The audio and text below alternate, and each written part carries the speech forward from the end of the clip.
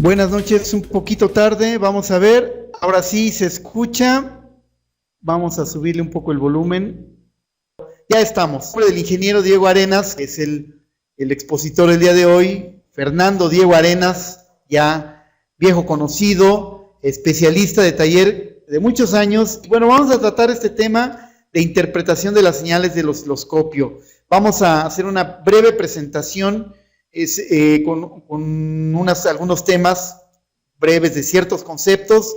Le paramos tantito, hacemos algunos anuncios y continuaremos con unas señales de video, algunas de las cuales ya la vieron en pantalla. Y esas señales son las que veré explicando el ingeniero Arenas, qué significan de tal o cual sensor, de tal o cual actuador, etcétera.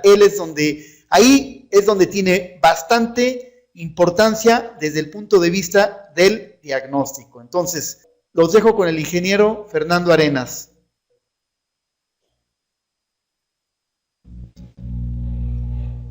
Bien, pues muy buenas noches tengan compañeros, me da gusto verlos, estar aquí nuevamente, y créanme que pues es un placer estar compartiendo pues esta información, y al mismo tiempo, bueno, pues conferencia virtual pues nos sea de gran utilidad, ¿sí? Bien, pues vamos a dar inicio con este tema. Tal vez algunos ya tengan conocimiento de eso, pero pues bueno, recordar algunos puntos, ¿verdad?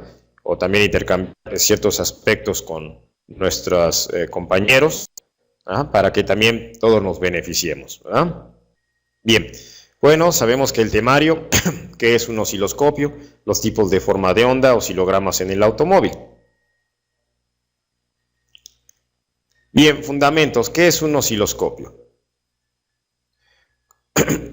Últimamente hemos mencionado, y tal vez ustedes han escuchado, pues esa palabra del osciloscopio, ¿verdad? Es una herramienta en el cual a servir para saber identificar qué señales estamos tomando, y más que nada para visualizar las señales eléctricas, las que van a estar llegando hacia a la computadora, ¿no? Entonces, las señales que van a estar emitiendo los actuadores, los sensores, cómo se están comportando, para que de esa manera podamos determinar si el elemento está trabajando correcto. Y de ahí ya parte todo lo que, digamos, conocimiento de electricidad y electrónica, es decir, revisar el elemento, con qué principios se está trabajando, o sea, el principio del sensor con el que está trabajando, si es un sensor Hall, si es un sensor captador magnético simple, si es un sensor de señal análoga, de señal digital. Entonces, todo ese tipo de situaciones, pues ya las tenemos que conocer para poder llegar a utilizar el osciloscopio, ¿sí? Entonces, yo les sugiero a nuestros compañeros, ¿verdad?, que se vayan familiarizando. Una de ellas es conociendo bien el equipo, realmente el equipo que vayan ustedes a adquirir, pues que tengan la manera de cómo se está utilizando, cómo sacar las señales. Hay osciloscopios que son para uso electrónico general, igual se pueden aplicar. Hay osciloscopios que son para uso automotriz, ya están hechos para el mecánico y no esté ajustando, digamos, las divisiones, las escalas, para que pueda obtener su señal correctamente, ¿sí? Entonces, pues los precios y sobre todo la manera como nosotros podemos explotarlo. Y hoy en día, pues es una herramienta muy útil para poder hacer un diagnóstico de manera correcta. Antiguamente nos basamos con el multímetro, aquí lo podemos ver, pero a veces es insuficiente saber cómo emplear esas señales, interpretarlas si están correctas, ¿verdad? Por ejemplo, aquí que nos dice Sonuriel, dice cómo sincronizar señales del CKPI y del CMP. Bueno, más bien aquí sería tomar las señales para compararlas y si están dentro de una sincronización para ver si no están desfasados uno al otro, ¿sí? Entonces ese es el punto en el cual nosotros tenemos que utilizarlas, ¿sí? Y lo importante es saber con qué principio eléctrico o electrónico se está comportando el elemento que estoy analizando, ya sea un sensor o ya sea un actuador. Porque muchas veces pues nos interesa saber, bueno, ¿y cómo sería la de onda para un sensor fulano de tal? Un sensor de temperatura de motor o un sensor CKP o CMP, ¿sí? Para esta marca. Prácticamente es conocer los principios de funcionamiento y de ahí pues ya nos va a dar la facilidad de que podamos interpretar el oscilograma. Bueno, entonces mencionamos que hoy en día ya el multímetro ya no es una herramienta suficiente, ya tenemos que usar otros elementos. Entonces, como mencionamos aquí, es un equipo diagnóstico que nos va a servir para medir y mostrar los fenómenos que están sucediendo y de acuerdo a sus señales, es decir, sus formas de onda provenientes de los circuitos eléctricos y electrónicos del automóvil, vamos a poder interpretarlas. Y sabemos que elementos eléctricos y electrónicos ya lo tiene el motor, ahora los frenos, transmisión, la suspensión y otros sistemas de seguridad y confort. Bien, para eso nos va a servir este elemento. Bien, otro aspecto importante aquí que nos menciona es el equipo, ¿verdad? En el cual estábamos nosotros tratando de mencionar. La señal que dice acá aplica el equipo, va a aparecer con una variación de altura en el cursor y finalmente va dejando una serie de oscilogramas, ¿sí? De variaciones. Entonces, esto significa que en vez de tomar una medida numérica de un voltaje, como sería el caso del multímetro, el multímetro hace un promedio de mediciones. Esto se expide como una forma de onda en el que puede ser analizada y estudiada de manera correcta, ¿sí? Si hay alguna anormalidad, vamos a poder interpretar, ya sea, como dice acá, implique una falla mecánica o electrónica, ¿verdad? Electrónica, bueno, desde el mismo elemento, eléctrica, el conector, el cableado, o usted teniendo interferencia de otras señales, o mecánicamente, como en el caso del sensor de efecto Hall, el reluctor, que puede estar dañado, golpeado, ¿verdad? Y ya nos esté dando una mala interpretación, y no quiere decir que sea el elemento electrónico en el caso del efecto Hall, ¿sí? Entonces hay que tener un buen discernimiento para analizar, pero vuelvo a insistir, cuando ya estamos utilizando esta herramienta es porque ya tenemos los sólidos conocimientos de lo que implica el sistema de inyección, ¿verdad? La clase de sensores en que se recae y el principio y funcionamiento con el que van a estar implícitos.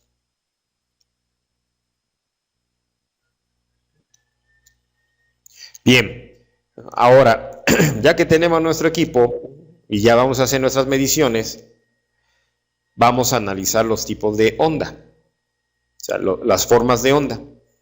Dice aquí, para comprender ese funcionamiento del osciloscopio, mencionamos, tenemos que conocer ciertos conceptos básicos y necesarios para saber interpretar y analizar dichas señales que van a estar emitidas por los elementos que estaremos analizando. Así podemos tener un osciloscopio muy caro, muy bueno, muy completo, pero si desconocemos cómo funcionan esos principios de esos sensores o actuadores en los que estamos analizando, pues de nada va a servir, ¿sí? Es como el médico que pues, tiene su aparato para obtener electrocardiogramas, pero si no sabe interpretar las frecuencias del corazón para saber si hay una anomalía en alguna válvula, en algún ventrículo del corazón, pues entonces pues está perdido ahí y no puede saber exactamente qué hacer. Bien, mencionamos que los elementos, vamos a analizar las señales eléctricas. Entonces, se llama señal eléctrica a cualquier línea por donde circule algún tipo de información en forma de variaciones de un voltaje o corriente. Estas variaciones pueden ser de maneras variadas, tipos y formas, según cómo se vaya presentando ahora sí que el origen de la señal, ¿sí? Entonces, eso es lo que vamos a analizar. Y recordemos que el osciloscopio va a tomar una muestra de la señal eléctrica. Hagan de cuenta que es como una fábrica que produce X elemento o X producto, y entonces viene el departamento de calidad y toma un muestreo de ese proceso o de ese lote de fabricación. Entonces, así es lo que hace el osciloscopio. Va a tomar un muestreo, es decir, una muestra de esa señal eléctrica para que nosotros podamos analizarla. Porque las señales eléctricas son tan rápidas que si las pudiéramos ver realmente como son, ni así en el osciloscopio, pues prácticamente no podíamos apreciarla. Por eso es que ahí podemos manejar el tiempo, la frecuencia, la longitud de onda para que nosotros podamos analizarla. Y esa es la muestra que está tomando de esa señal.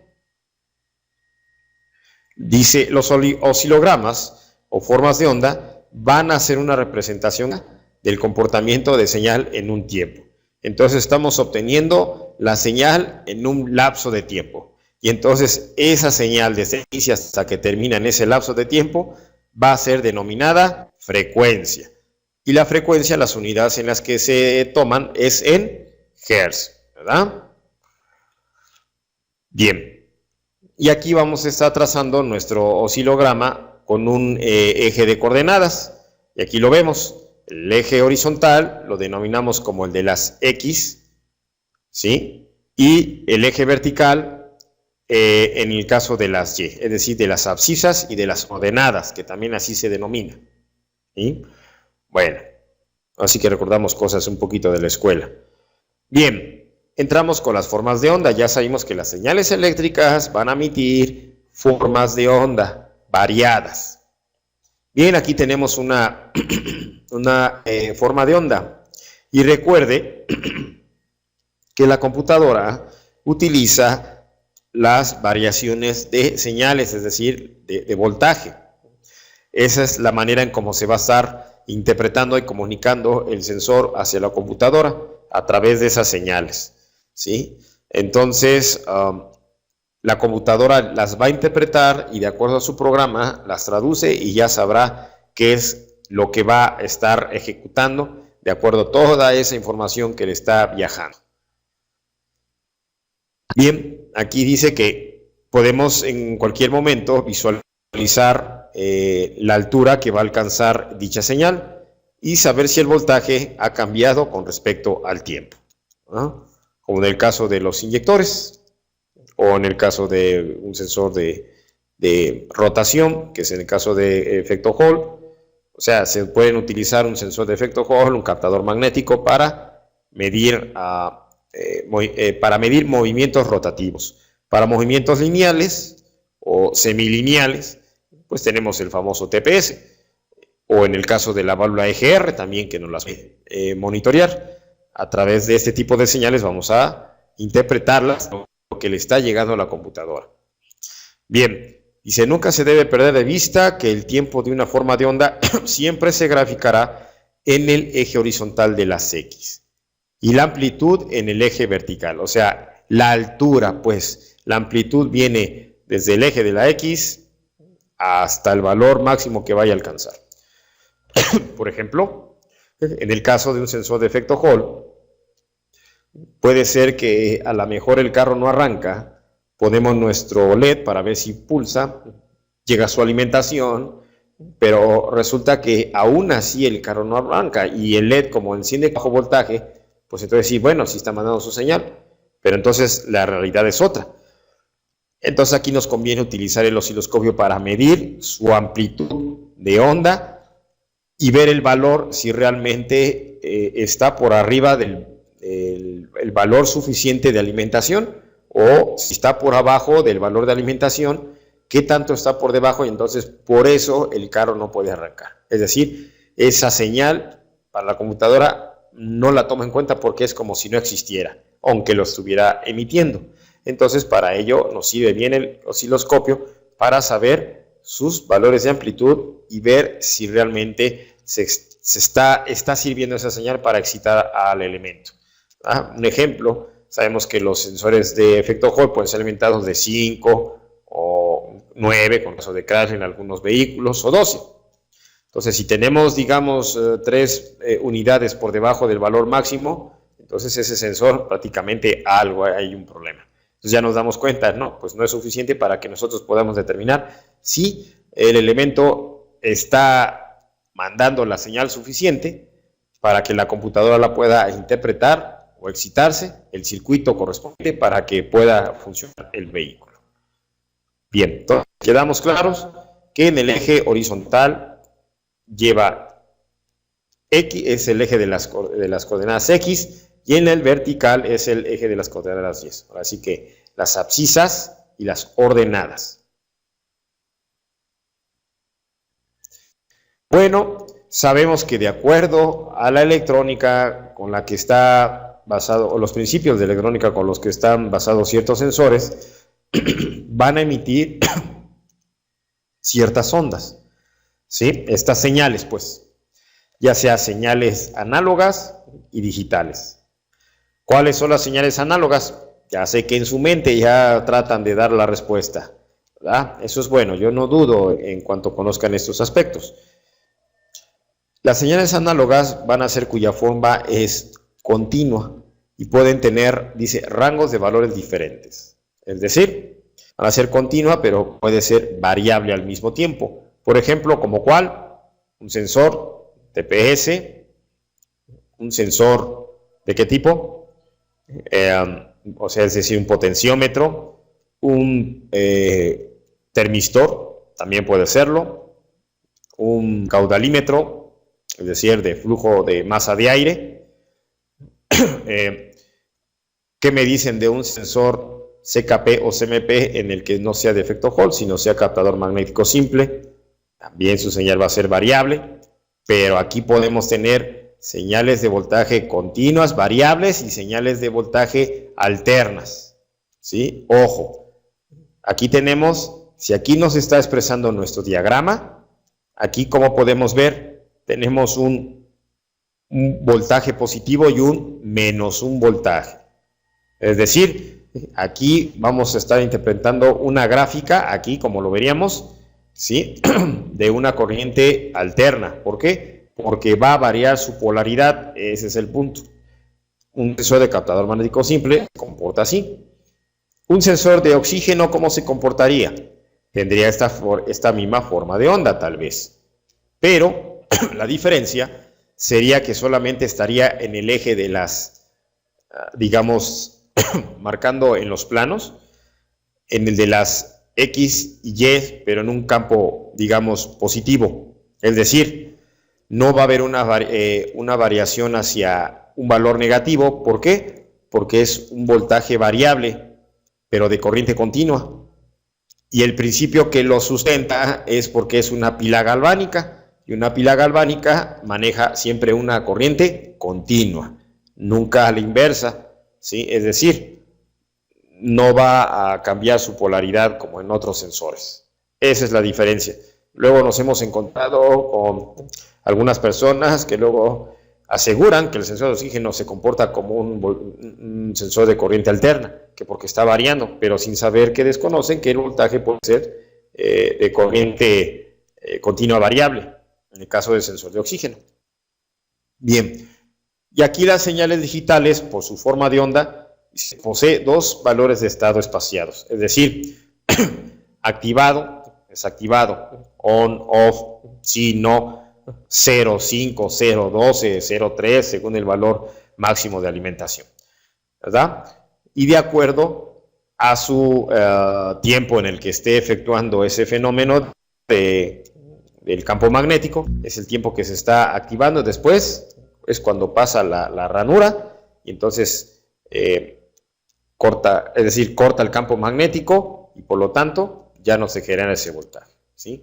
Así es como vamos a estar trabajando con esos sensores. En este caso, para una señal digital, que no es variable, sino su onda es cuadrada, ¿en qué sensor estamos recayendo? Por lo general siempre es en el sensor de CKP o el de cigüeñal o el del CMP, ¿sí? Entonces, esos son los tipos de señales que vamos a obtener. Señales digitales, en el caso de los sensores. Bien, aquí tenemos forma de ondas en las que podemos relacionar qué sensores pueden trabajar así o qué actuadores. En el caso de senoidales, sensores de corriente continua variable o sensores de corriente alterna, como viene siendo un sensor de captador magnético simple o un sensor de detonación, o los sensores de termistores, potenciómetros, de velocidad, ¿verdad? Entonces llegan a ser ese tipo de situaciones. Las cuadradas, rectangulares, bueno, dependiendo también del reluctor, triangulares o dientes de sierra, también hay algunos elementos que se comportan así. Entonces ya veremos las más comunes ahorita que pasemos los vídeos de los oscilogramas. Ahora bien, es importante que sepamos cómo se forma o cuáles son las partes de una onda. Ya vimos que un elemento electrónico o eléctrico emite una señal eléctrica. Y esa señal eléctrica va a ser una variación de onda, ¿sí? Y esa variación de onda ya vimos que se comportan en análogas y digitales. Y ahora, ese tipo de forma de onda tiene sus partes, aunque sea variable o senoidal, o sea cuadrada o rectangular o diente de sierra.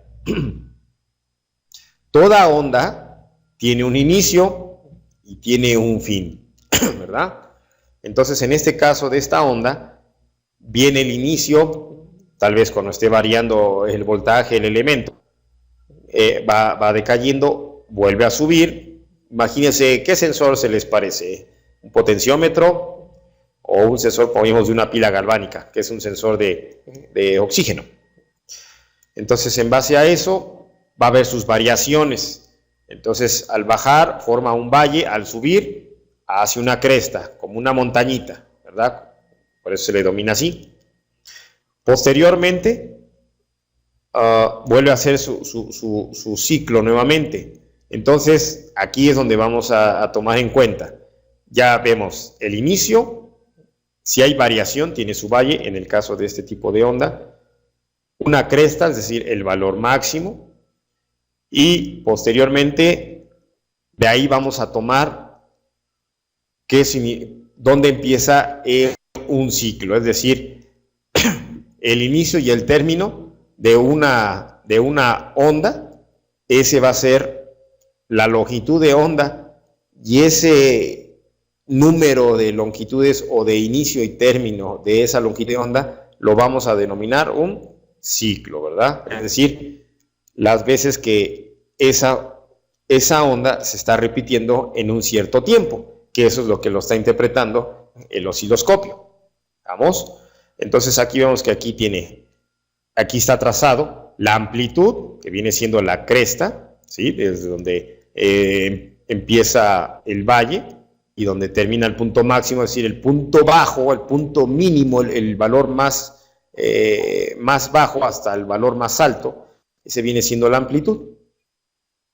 Y posteriormente, de donde inicia, donde termina, la longitud de onda, que se viene traduciendo como el ciclo en un determinado tiempo, es decir, el número de forma de onda que está teniendo su inicio y su término para cumplir un ciclo.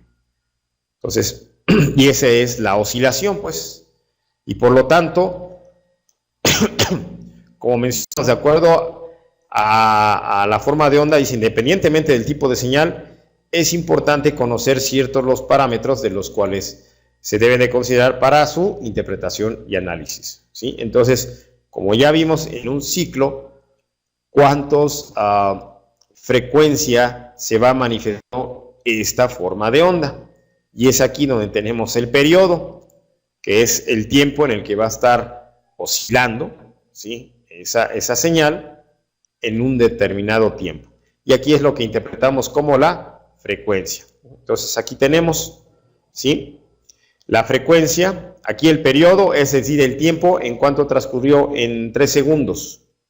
Posteriormente la frecuencia viene siendo la unidad, o sea, en cuánto tiempo hubo cierto número de ondas por el tiempo, y por lo tanto nos da 3 Hz. Es decir, cuántas formas de onda hubo en ese periodo, en un segundo, ¿sí?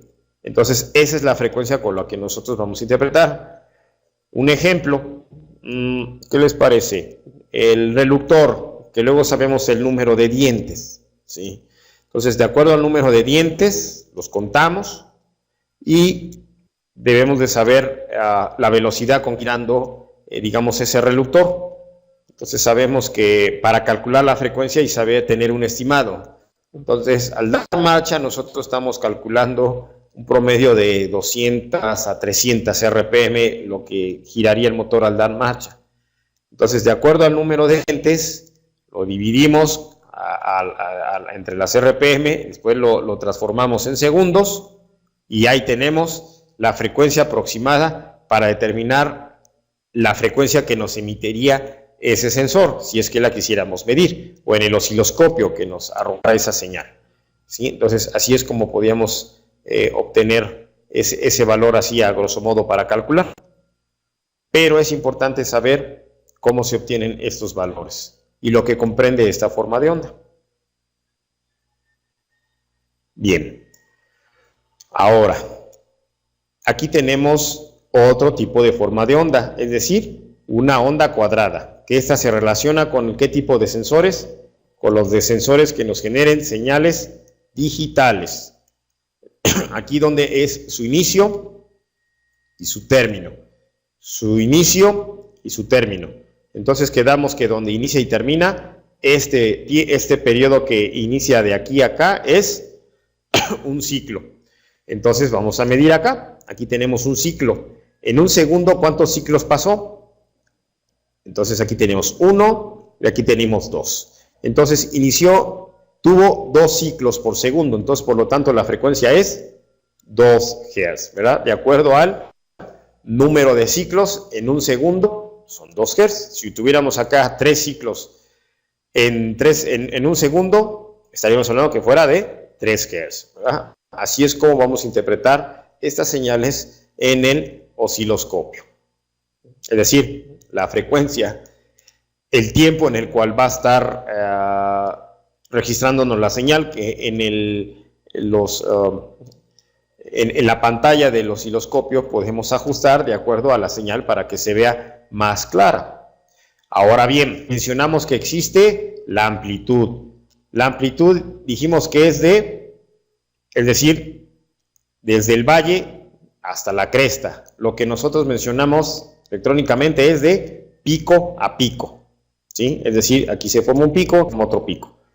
Entonces, ese es el voltaje de pico a pico cuando nosotros estemos midiendo algunos elementos, ya sea algún sensor, inclusive también algún actuador. Como se vaya comportando, pues entonces esas serían nuestras señales. Aquí tenemos voltaje a pico, es decir, la mitad pues del valor que está generando esta forma de onda. ¿Cómo? A ver, ahí se ve el puntero. Ahí se ve el puntero. Bueno, entonces ya mencionamos que este es el voltaje de a pico que va a ser el valor máximo que vamos a obtener. Y posteriormente aquí tenemos nuestro, digamos, valor intermedio.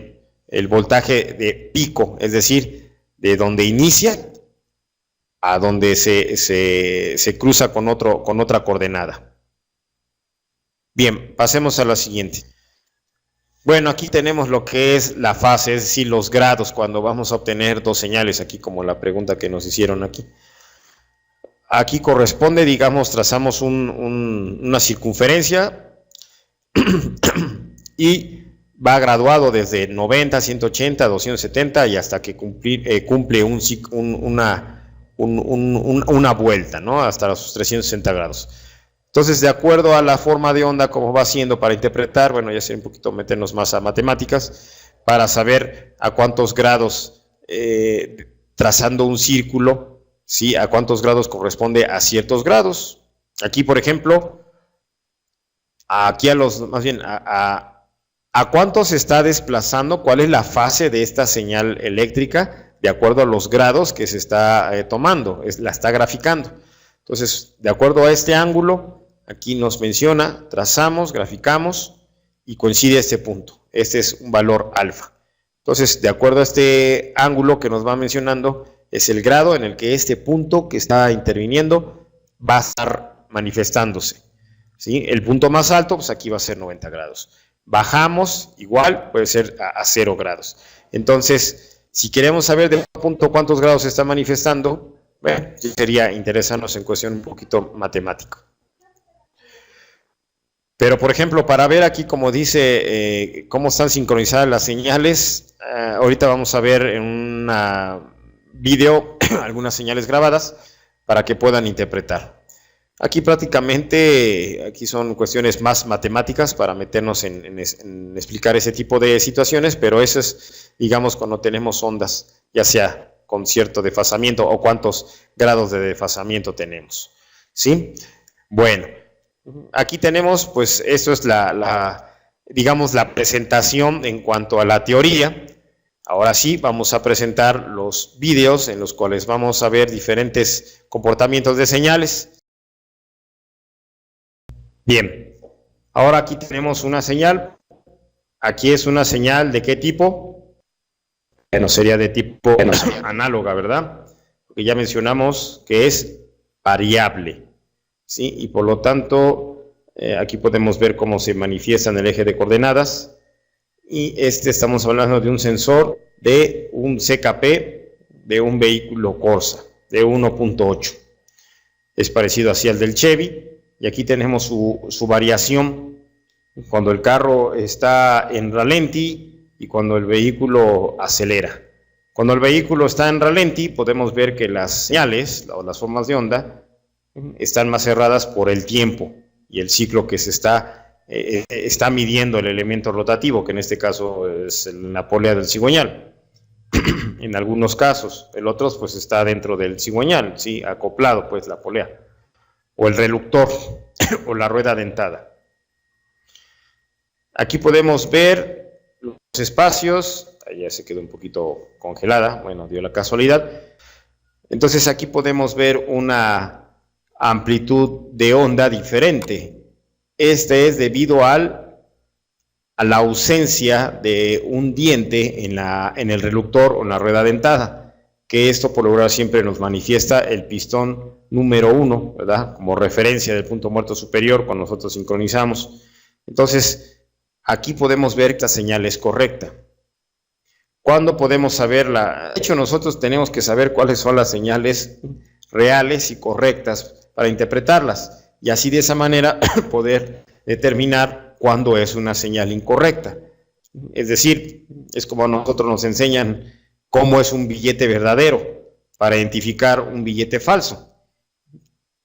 Si nos dicen todas las anomalías que podemos ver en un billete falso, pues tal vez son varias, ¿no? Pueden variar, pero si nosotros identificamos que un billete verdadero tiene que cumplir con esas características, pues es más fácil apegarnos con el identificar un falso. Pues no tiene así, en el verdadero es así, esta no, está incorrecta. Entonces así es como podemos manifestar este tipo de señales, ¿sí? Bien, si aquí viéramos de momento interrumpido la señal y después se vuelve a aparecer, es decir, que desapareciera o se viera muy tenue, no se apreciara, aquí podemos ver cómo está trabajando. Si tuviera un problema en el sistema, aquí veríamos cómo se interrumpiría o se desaparecería, ¿sí? Y por lo tanto, ahí tendríamos un problema. Podría ser desde revisar el sensor, el cableado, el conector, ¿verdad? Llegar hasta el conector hacia la computadora para tomar esa medición. ¿Qué es lo más correcto? Hacerlo así, porque así estamos revisando el circuito. Bueno, parte, porque también el circuito va dentro de la computadora, ¿eh? Entonces ahí podemos saber si está llegando de manera correcta. Y como sabemos que estos son los que mandan hacia la computadora, pues entonces está recibiendo mal señal hacia la computadora. Ahora, si vemos que una figura se distorsiona y es constante, y cómo se interpreta en el carro, que a la vez está tironeándose, pierde potencia y es constante, aquí nos sirve el osciloscopio para... Entonces aquí lo más seguro es que tuviéramos dañado el reluctor. Recuerden, señores, que el sensor, no solamente el sensor, sino es el reluctor, también es importante. Y cuando son ruedas dentadas expuestas, que están de manera externa del motor, y por X circunstancia, cuando cambiamos las bandas o reparamos un motor, no somos cuidadosos y las golpeamos, entonces ahí se pueden manifestar bien los elementos, o las señales, pues, las señales eléctricas con sus formas de oscilograma, ¿sí? Ahora bien, tal vez cuando se ven como especie aquí de fantasmitas, ¿verdad? Así que se viera como interferencia, pues entonces ahí quiere decir que algo está pasando con nuestra señal que nos está afectando en el sensor, o el equipo no estamos bien ajustándolo bien, haciendo contacto en nuestras terminales de conexión del osciloscopio al elemento. ¿Sí? Entonces aquí sería una muestra de este tipo. Aquí tenemos una señal de un sensor análogo, ¿verdad? Es una forma de onda variable, pero esta es alterna. ¿Sí? ¿Por qué? Porque debido, como es un sensor captador magnético simple, se basa en un principio inductivo. Entonces va a cambiar su polaridad cada vez que va pasando un diente. De momento se pone norte, después sur, así, viceversa. Bien. Ahora vamos a ver otra señal. Ahí lo tenemos. Ahí está cargado. Bueno, entonces ahora sí, aquí tenemos cierta interferencia o ruido, lo que mencionamos. ¿Qué podemos apreciar aquí en este vídeo? Ahora la señal como es, como la que vimos, es una señal de forma de onda cuadrada. Entonces estaríamos hablando de qué sensor, de un sensor de efecto Hall. Bien, entonces aquí podemos ver, bueno, ahorita tal vez aquí por la resolución del vídeo del sistema, un momento se congela, pero aquí podemos apreciar claramente bien la señal, cuál es su valor máximo, es decir, su amplitud de onda. Aquí ya vemos cómo es que se cierra cuando estamos acelerando, debido a la velocidad del elemento rotativo que está midiendo el sensor, y cuando se abre más la amplitud, ¿sí? Entonces ahora sí podemos ver que el carro está girando a menor velocidad. Igual aquí podemos ver su valor máximo, su valor mínimo, que eso es lo que nos mencionamos, cuando a veces vemos que ponemos nuestro frecuencímetro o nuestro para ver si está pulsando el sensor, que sea una manera más fácil, porque no tenemos chispa ni pulsa, antes de ver si no es el inmovilizador, ¿verdad? Y aseguramos de, pues no es el inmovilizador. Ahora sí, nos vamos con la señal de este sensor y vemos que está emitiendo su señal por el LED, pero no es una prueba contundente, entonces nos iríamos de manera manual, lo conectamos y buscamos el valor máximo. Eso también lo podemos hacer con un multímetro, pero pues con el osciloscopio podemos ver su valor mejor escala, ¿sí? Y aquí tenemos, cada cuadro tiene un valor, tiene una escala. Bueno, aquí no tenemos la pantalla con la que está visualizado, pero pues si estamos hablando de un sensor de Astra, estaremos diciendo que es de 5 volts su alimentación. Entonces, más o menos calculen la escala en cual estaría este elemento, ¿sí? Entonces aquí podemos ver, igual, si de momento se desaparece esta señal, después se aparece, y el carro, el síntoma, pues va a tener titubeo, se va a jalonear.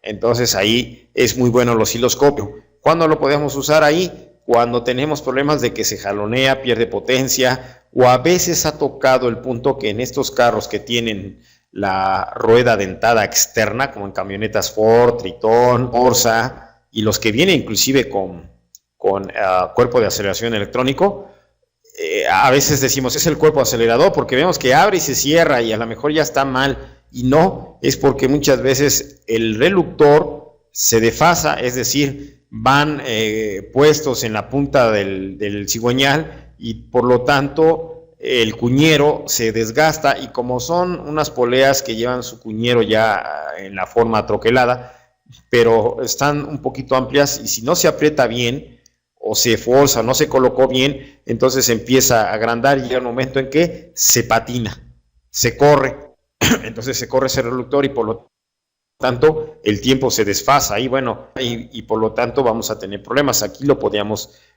visualizar cómo es la señal, con qué tanta frecuencia está haciéndose esa lectura, ¿sí? Entonces ahí podemos decir, entonces aquí hay este problema. Y así ha pasado, inclusive con las camionetas Dodge motor 3.7, en el cuñero también están tan delgados que luego se brinca y la camioneta hace fallos, hace problemas. En las camionetas Fortitude que también tenían el reductor externo, igual suele pasar, ¿sí?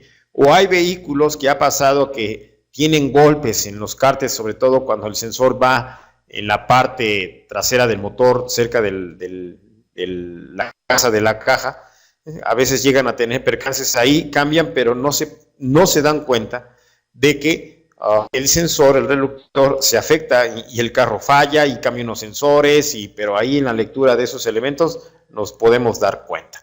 Entonces, no el sensor, sino el reductor, señores. Hago hincapié en eso. Igual también si desaparece la señal, pues podemos decir que ya es el sensor o algún elemento, ya sea conector o cableado, ¿sí? Y cuando el fallo es continuo de momento, pues sabemos que el reductor ahí es el que ha de tener algún problema. A veces con una ligera protuberancia o una ligera abolladura, es decir, que es sumido, nos va a alterar el funcionamiento del vehículo. Y ahí lo podemos interpretar, porque es la manera en cómo va a captar el elemento físico del sensor. Ese es su trabajo. Bien, vamos a pasar a otra señal. Bueno, a ver, vamos a ver ahora Vamos a ver unos actuadores. Vamos a ver aquí un actuador que sería un inyector. Acá está. Aquí podemos ver la señal del inyector, es decir, el tiempo en el cual está energizado cuando se activa. Vamos a poner una pausa. Acá está. En el tiempo en que está energizado cuando se activa, hace su caída de voltaje. El tiempo en el que está energizado, es decir, está trabajando, es decir, está inyectando el combustible, y posteriormente cuando ya acaba su trabajo, como estamos hablando de es un solenoide, ¿verdad? Trae su embobinado, cuando está activando, hace un efecto inductivo debido a la manera como está operando, llega a un valor máximo y después cae y ya empieza a generar digamos, a tener su valor de alimentación, hasta que otra vez se vuelve a aplicar, ¿sí? Ahora bien, aquí es importante ver la característica de la señal del inyector, para que de esa manera ustedes sepan cómo se interpreta. Es decir, el tiempo en que permanece energizado es más amplio, quiere decir que es el inyector que está teniendo tiempo de activación, lo que nosotros llamamos el ancho de pulso de inyección, que lo traducimos en milisegundos, que aquí lo traduce, la apertura de qué tanto está energizado. Posteriormente ya deja de trabajar, hace ese efecto inductivo y vuelve otra vez a tener su voltaje.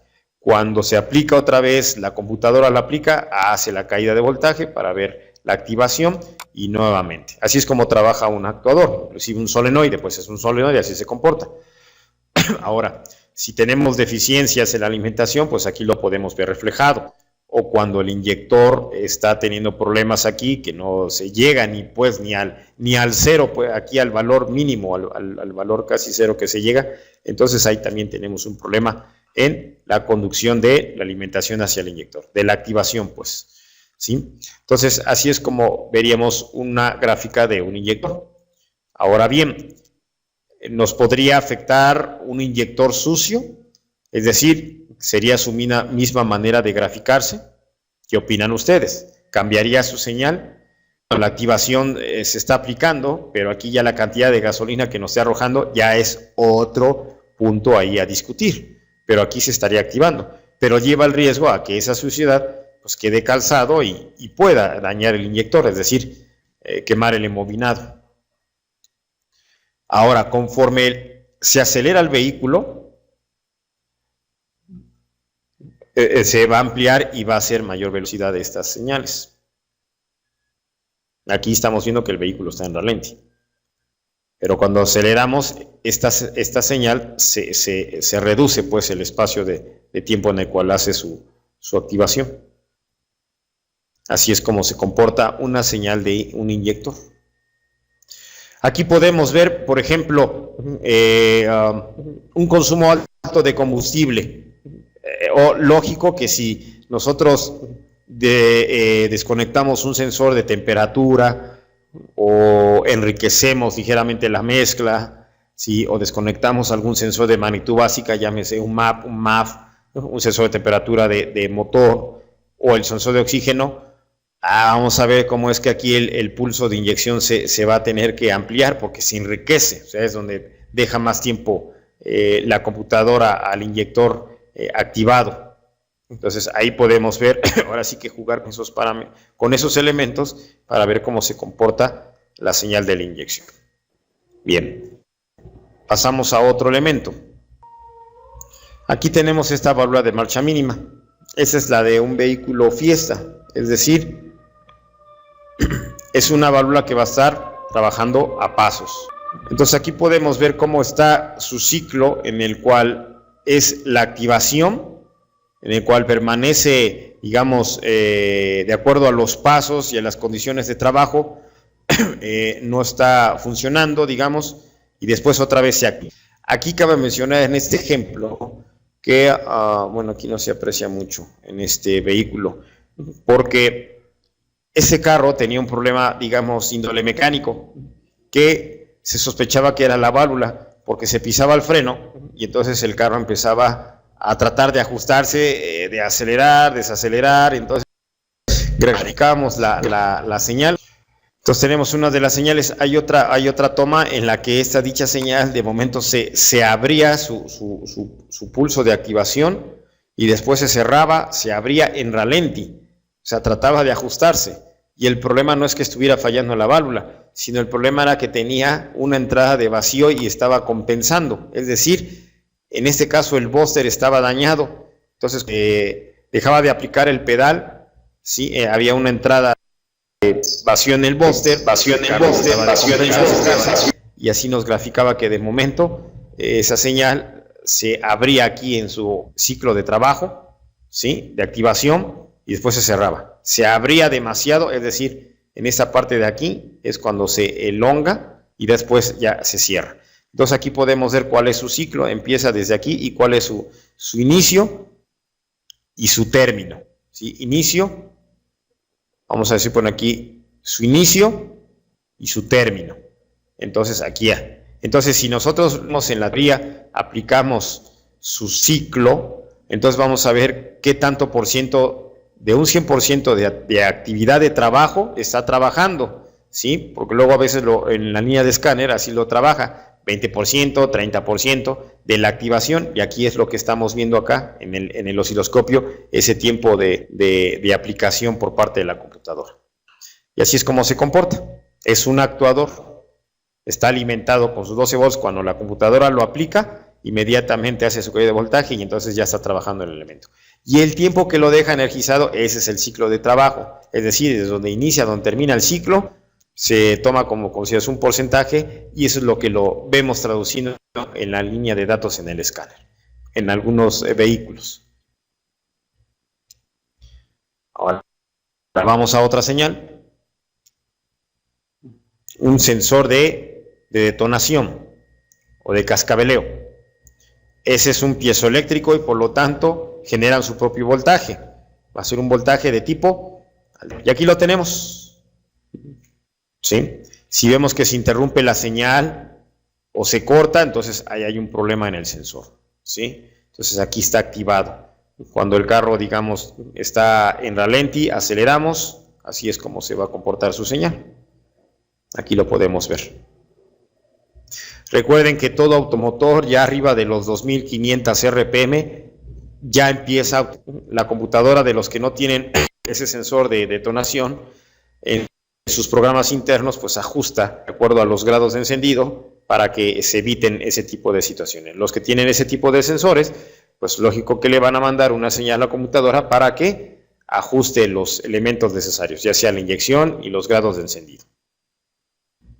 Ahora bien, vamos a mostrar otra, y esta sería la última que tenemos para que, a ver, contestemos algunas preguntillas y cerremos esta exposición.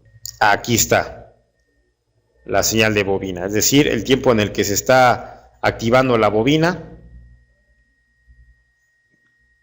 cuando estamos acelerando y cuando ahí estamos acelerando el vehículo, su ciclo se cierra más, son más frecuencias por segundo, y después cuando dejamos de acelerar, y cuando lo está haciendo la activación por parte de la computadora, de acuerdo al transistor que esté manipulando. Y son estas señales, digamos, ya sea de un sensor CKP, SMP, un sensor de bobina de encendido. Podemos graficar sensores de temperatura, en el cuerpo de aceleración electrónico, el comportamiento del motor, que parecimos como la prueba de marcha mínima, el sensor de oxígeno, en la transmisión, en los actuadores, es decir, en los solenoides, de los que son de aplicación de nada más sí no, o de solenoides de modulación de presión en el cuerpo de válvulas, en los frenos ABS, que van a recaer ya sea un efecto Hall o un captador magnético simple, ¿sí? Entonces, eso es lo importante de saber qué sensores estamos conociendo, sus principios, y de acuerdo a sus principios ya sabemos qué tipo de señal va a ser, análoga o digital, y de ahí ya lo podemos interpretar, visualizarlo en el oscilograma, para que nosotros podamos interpretar si está el elemento fallando o cuál es la causa que lo está ocasionando. Y esos elementos son los que mandan la información a la computadora, es decir, los chismosos pues del motor, para que la computadora entonces pueda hacer sus ajustes necesarios o sus acciones necesarias, ya sea activando a sus actuadores respectivos, inclusive hasta la misma bomba del combustible, ¿sí? También lo podemos aplicar en el caso de los motores a diésel, ¿sí? Para ver los sensores que tienen y sus elementos con los que está manipulando la computadora. Bueno, señores, pues entonces eso es por parte mía. Ya nos estaremos viendo en otras pláticas, ¿sí? Y pues fue un placer estar con ustedes. Me despido y que tengan buena noche.